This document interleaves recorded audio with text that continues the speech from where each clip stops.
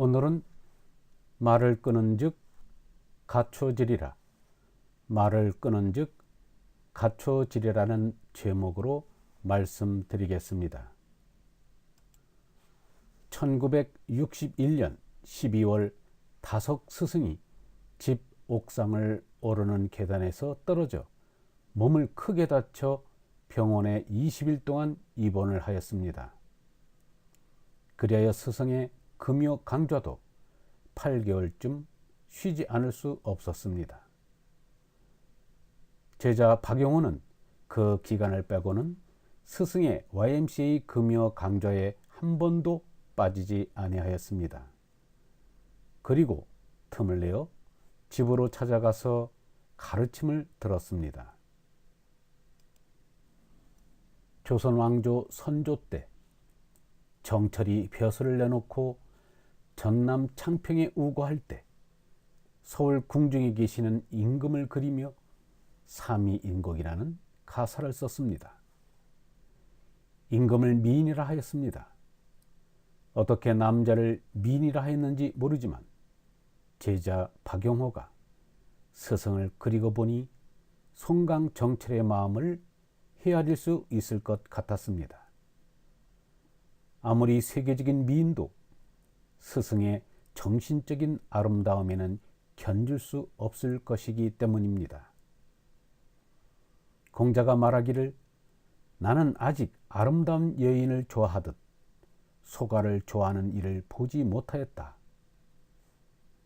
여기에서 덕은 덕사인 공자 자신을 말하는 것입니다. 더 구체적으로 말하면 공자가 깨달은 진리를 말합니다. 공자는 하느님이 내게 소가를 내셨다고 하였습니다. 다석 스승이 제자 가운데 대학교에 출강하는 이가 있었습니다. 다석 스승은 제자들이나 자녀들이 혼인하는 것을 반기지 아니하였습니다. 그리하여 스승의 세 아들이 40이 넘어 만혼을 하였습니다. 대학교에 출강하는 이 제자도 혼인을 할 것인가 망설이다가 혼인하기로 하고 인천에 사는 여인과 혼인 약속을 하였습니다. 혼인을 약속한 남녀가 만나는 데는 휴일 하루 해가 짧을 터인데도 그 남자는 자하문 밖에 사시는 유영모 선생님에게 가서 가르침을 받아야 한다면서 헤어져 오곤 하였습니다. 여러 번 그런 일을 겪던 그 여인은 그만 혼인 약속을 취소하고 말았습니다.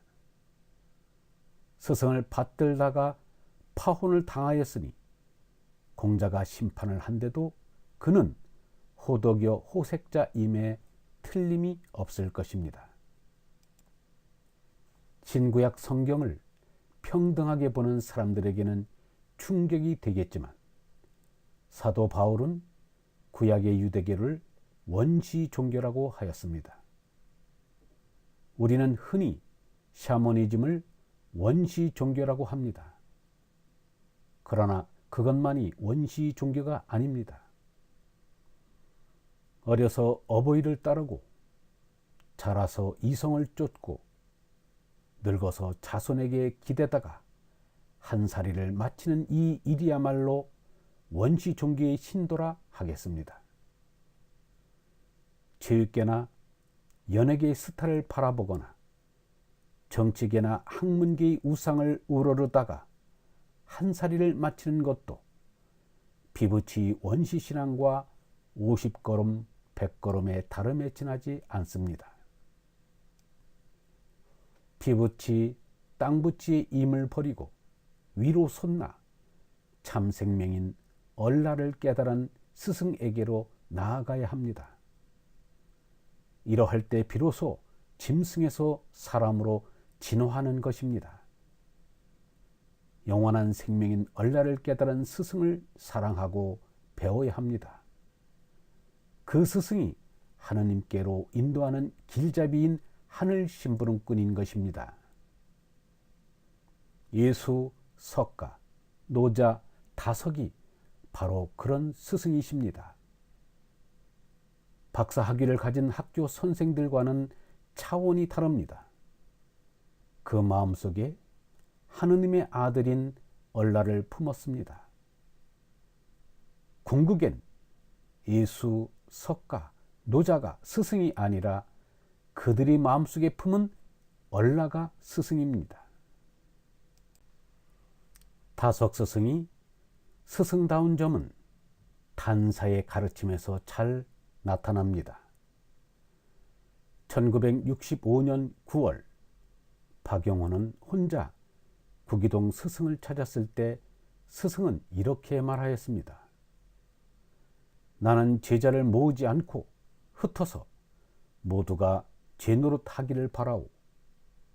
박형도 나를 찾아올 생각도 안 나야 하고 편지 쓸 생각도 안 나야 합니다. 이를 단사라고 하지요. 단사를 해야 합니다. 쉽게 말하면 정신적인 젖먹이에게 젖을 떼는 일이었습니다.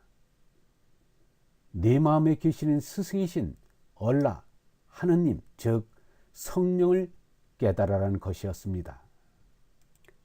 단사라는 말은 주역 괴사 하편, 단사 즉 비의에서 나온 말입니다. 대저 역이란 간 것을 드러내고 올 것을 살피고 안 비는 것을 나타내고 숨은 것을 밝히고 열어서 알맞게 이름하나니 사물을 분별하고 바르게 말하는데 말을 끊은 즉 갖춰지리라.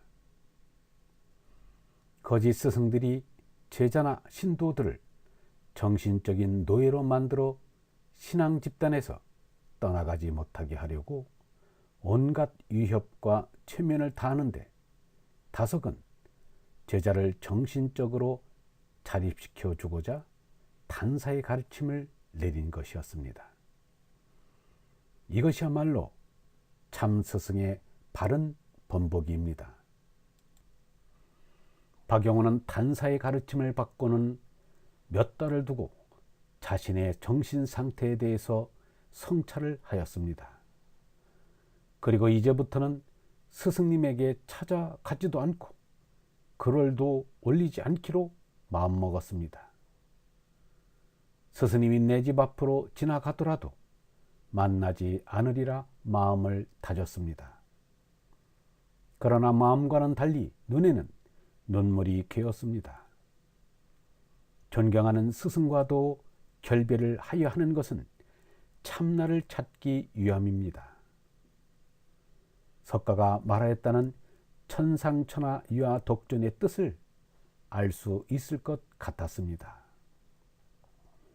다석 스승이 천상천하 유아 독존의 존을 높을 존을 있을 존의 뜻으로 보아야 한다는 말도 생각이 났습니다. 젖먹이가 어느 정도 자라면 어미는 과감히 젖을 떼어야 합니다. 우리나라 어느 종교 집단에서 단사하는 곳이 있습니까? 어느 성직자가 신자들을 교회에서 떼어내어 각자 흩어져 제 노릇을 하도록 합니까? 오히려 다른 교회나 다른 종교로 떠나갈까 두려워 온갖 협박과 유혹으로 신자들을 교회에 묶어두려고 합니다. 왜 그럴까요? 신자는 곧 돈이 되기 때문입니다. 진리를 위하는 성직자라면 분명 더 훌륭한 스승을 찾아 떠나는 신자를 격려하고 응원할 것입니다. 그들에겐 진리도 없고 하느님을 참으로 믿지도 않습니다. 그러나 유영모는 찾아오는 제자 박용호에게 단사의 가르침을 줍니다. 어떤 분이 참된 스승인지 우리에게 시사하는 바가 큽니다. 얼번 여러분, 누구도 스승의 젖을 떼지 않으면 홀로 설 수 없습니다. 정신적인 젖먹이 신자들로 넘치는 교회가 성공한 교인 양 생각하는 괴이한 현상을 우리는 어떻게 생각해야 합니까? 20년, 30년을 다녀도 졸업할 수 없는 교회라면 죽을 때까지 다녀도 깨달음은커녕 정신적인 젖먹이를 면할 수 없을 것입니다. 독립하여 언제 어디서나 하느님의 뜻을 이룰 수 없다면 그 신앙은 분명 실패한 것입니다. 영성신학원 다석 아카데미의 하늘소리였습니다.